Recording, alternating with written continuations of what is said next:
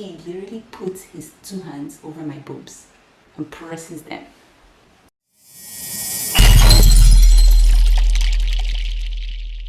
Hey guys, welcome back to my channel. Welcome back. I am so sorry I have been gone for so long, but I have been very busy with work. This summer I'm teaching 3 classes, which is a lot, and also you guys know I have a baby, a 9.5-month-old, who is a lot, and taking care of my husband, my friends, my family. It's just a lot of things happening, but I'm back. So a lot of you always ask me, how is it possible I finished with a 2.2 from ABU and actually like came to the US and succeeded and won awards, right? Because it doesn't make sense, right? Because it's assumed that if you finish with a 2.2, you're not too smart, which I do not agree. I think everyone is smart. I think it just depends on the amount of effort you put into what you're doing. And I agree that some people learn faster than others, but I don't think it means they're smarter than others. I think everybody is smart, just putting more effort. Anyway, that's just my philosophy. And so all right, so here's the story. Here's the story on why I finished with a 2.2. Okay, oh God. Okay, so I've never really talked about this before, honestly. I don't even know, maybe I've told one person, but because I've never talked about this before, I typically just brush it off and laugh and focus on the minor stuff, but there were major things that made me finish with a 2.2. All right, so I started at uni, I think January 05, so I finished secondary school 2004, July, and I think I was 14 when I finished secondary school. 14? 15? I think I was 14. I don't remember, honestly, but that's not even important. So is this recording? Okay, it's recording. So I finished secondary school, I got into uni, but if you guys remember, I know there was some issue where people who graduated in 2003 and people who graduated in 2004 were admitted at the same time in 2005 January or something crazy. I know the 2003 set did not go into uni immediately. Correct me if I'm wrong, but I think it had something to do with ASU. I don't know, but correct me if I'm wrong. So anyway, so we when I started uni, it was 2 class sets starting uni at the same time. So ABU was wild, it was crazy. My class would have up to 400 students. Like a small class that sat 100 people would have 400 students trying to get into those classes. So I was very intimidated. I was very young, I was 15. So I'm a very kind of laid back person in a sense, and I hate conflict. Like it just bothers me when I don't like to like fight, like physically fight, or like, hey, come here, what do you mean? Like, I'm not like that. Okay, so I couldn't, a lot of times in my 100 and 200 level, I couldn't even get into most classes because I couldn't fight to get in, because it was really hard to get into classes. So that was a really difficult experience. All right, so that explains why I failed in 100 and 200 level. So in fact, I never dropped to a 3rd class, but I was pretty close because I was missing assignments, I was missing tests. Because imagine, does it make any sense that you're a professor, you're teaching a class that has 250 students, only 70 students can sit in the exam hall, but you still administer the test. So I remember taking exams sitting on pavement outside the exam hall. Like, and it's hot. Like, think about ABU Zaria in the heat, like dry heat. And then you're taking an exam on a pavement, sitting on stairs, and it's just crazy. Like that, my 100 level and 200 level were insane, crazy. So, and I came in, I was so young, I just couldn't cope.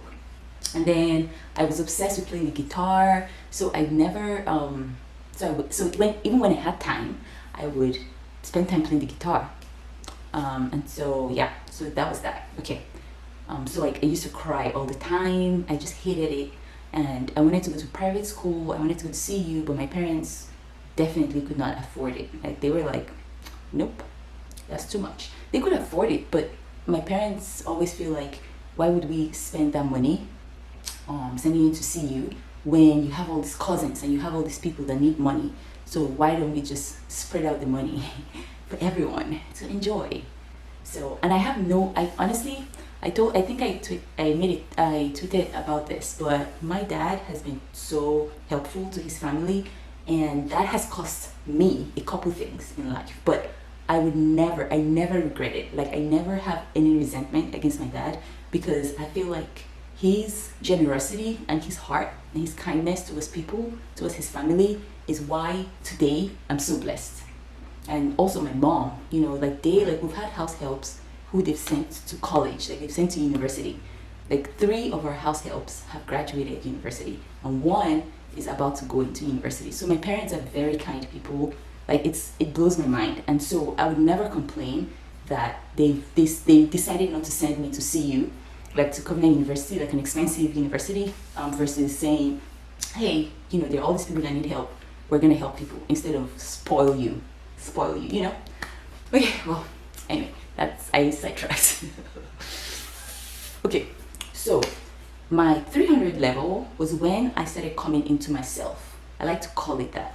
I started growing up. I started understanding who I am, and then a lot of people dropped out. So, you know, in the north, a lot of my classmates in ABU were people from the north that just got admission, like because and I understand why ABU does that. Like, they admit a lot of people from the north, people that deserve it and people that don't.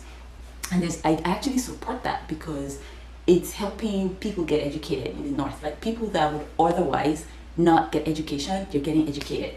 So there's I had a ton of my classmates were just northerners from the northeast, northwest, that they were just granted admission. And so by the end of 200 level, a lot of them could not cope. So my class was slashed into like half. Like, a lot of them left ABU, went back, you know. So my classes got so much smaller, and so that was great. Now here's the problem. It got smaller, but professors, like my lecturers, now were able to pinpoint people and know people, right? And so my male lecturer, so I had 2 female lecturers, and all my other lecturers were male lecturers. And here's where the problem is. And so this I'm referring to my 300 and 400 level, because when I started my 300 level, I was like, oh my God, I remember walking into this class and I thought, my goodness, this is a small class. Thank you, Jesus. Small class, perfect. I'm gonna do well, because I was at almost the 3rd class. So I was like, so when I entered 300 level, I was like, this is it. I'm getting all A's, 5 points, 5.0, 5.0. And I know I can do it, you know? So I started, and I was studying and all that. And then I took this one class, and the lecturer of the class had a girlfriend who was another female lecturer in my department. And so one day he walked. So I had taken an exam. So if you see my writing is very nice, very clear, and like very nice. My mom's writing is really nice, so I think I got that from her. So I had written an exam, graded it. I got 100% on that exam. So this same lecturer, this guy, we were having a second exam, and so I was writing, and then he walks by me, and he looks at my exam, and he's like, oh, I know this writing. When I graded your last exam, during the exam, he was saying this. He said, when I graded your last exam, I thought this was a very cute writing. See me after class. So I was like, okay, but and I was so naive. God, I'm so naive. Okay, so I went to his office to see him after class, like he had asked. And so he was like, oh, close the door. So then immediately I was like, why close the door? Like, you know. So I just stood. I was like, oh, I have to go, blah blah. And then he said, no, close the door. So I was like, okay. So I closed the door. And he said, you have very nice writing. He started complimenting me. I was like, oh, thank you so much. And then he said, you should come. He said, you should come over to my house sometime. You're really pretty. And I was like, what did I can't remember exactly my reaction, but it was in the family or no, you know, because he was saying I should come over to his house on a Friday or something. So my auntie lives in Kaduna, like, which is an hour from Zaria. So I was like, oh, my auntie is gonna want me to come home on Friday, so like to go to her house, so I can't make it. So he was like, oh, you're so pretty. Okay, bye, go. So I left, but he was always hitting on me and always hitting on me, like always. And so his girlfriend, who was another lecturer in my department, knew about it. I don't know if she was his girlfriend, but they were obviously dating. Well, I don't know, is girlfriend and dating, are they the same thing? Because in my mind, dating is like casual. Girlfriend is more serious. So I want to say they were dating. I know people said they were like having sex and stuff. So she seemed very territorial of him. And so that was how I failed 2 of her classes, guys. Because she had called me one day and she was like, what do you have with so lecturer? And I was like, nothing. And she was like, that's a lie. That's a lie. And I was like, I don't have anything to do with him. Like, Jesus, I do not, I promise you. And she was like, you better not. Like, but the thing is, he would hit on me. He hit on me once in front of her. And I didn't even know she was looking because I felt like she was talking to other groups of students and he was like hitting on me. But I think she heard. You know how when you have a boyfriend, somehow, even if you're far, you can kind of tell what he's doing. And so I failed 2 of her classes. This is in my 300 level. And it was crazy. Like, I got an E. There was this one class that I knew I was supposed to get an E, like 100%. And this is me trying to save myself. And she was like, she hated me. She hated my guts. I don't even know what guts I have. I don't even like confrontation. Like, I hate any of that stuff. I don't even if you're on Twitter and you follow me, you know that I don't engage. I don't like to engage with people. I always want to believe in the best of people. I want to believe people have the best heart, you know? And so, yeah, so she hated me for that and she punished me. So that was like one reason why I ended up with a 2 still. The second reason was the same issue, but in a different way. So I had another professor who was a predator. Like, he slept with everyone, but he had this reputation of like badass guy. Like, what do you mean? Like, he always used to brag and say I work with international organizations. Who are you? You know, blah blah blah. Who cares? Anyway, so this is a little bit more graphic. So we would always go to his office because his classes had a lot of numbers in his class. So he would say, oh, if you have any issues with the assignment, come to my office and ask me questions. And he was actually helpful, like the first 2 times I went, because he'll help you like do the numbers, or he'll explain all that stuff pretty well. And so this one time I went to his office for help, and I was standing there and I was like, oh, can I come in now? Because there was a line, like there was a little queue of people. And so when it was my turn, I was the second to the last person, and the last person was a guy. And you know how you're just waiting, he was just sitting with people walking by, and I was standing there. And after the guy in front of me came out, it was my turn. So I went and I was like, oh, I have a question about whatever number it was, blah blah. And he was like, yeah, come in. So he stands up, comes in, like I'm standing, he closes the door over me, and he literally puts his 2 hands over my boobs and presses them. I screamed and I ran out of his office. Like, I was so traumatized.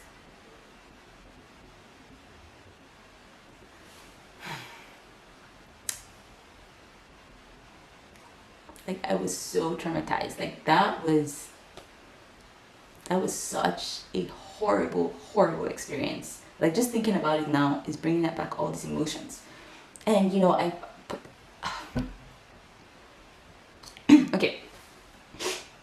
okay, so I ran out and I was so scared. And I was 18 or something at this point, or even 17, because I was so young in uni. And so I ran out, I was so scared, I didn't know who to talk to, because like, lecturers in Nigeria are so powerful. Like, who do you report to? 90% of male lecturers are predators. They're sleeping with students. So who are you? Like, who are you? Who? And so I left, and then I had his class the next day, and assignments were due. I didn't understand the assignment. Everybody I asked about the assignment, they were like, oh yeah, go ask, go talk to him, go talk to the lecturer. And I'm like, and I can't tell them that he pressed, like, I can't, like, and then I'm thinking, man, was it my fault? Was it what I wore? Was my t-shirt too tight? Like, those mind games. And so I submitted the assignment. I just did what I could, submitted it, failed the assignment because I didn't understand it. And everyone I asked, and that class was actually pretty competitive, so people were not very willing to share, which is so strange. But I don't know if that was just the culture in my department, or I don't know if you guys agree. Like, people are quite stingy with knowledge. But yeah, so I failed that test, that assignment. And, and that was it. After that experience, he started treating me like garbage. Like, he would not talk to me. Because before he would be friendly, he'd be like, "Hey, Anne, how are you?" He would always ask me about my mom, because my mom is also a lecturer. And he knew that. And so, yeah, so he just treated me so bad. For the rest of my stay in ABU, I got a C in that one class. And imagine, like, I got a C and then I got a B in his other class. Those are classes that I for sure should have gotten an A.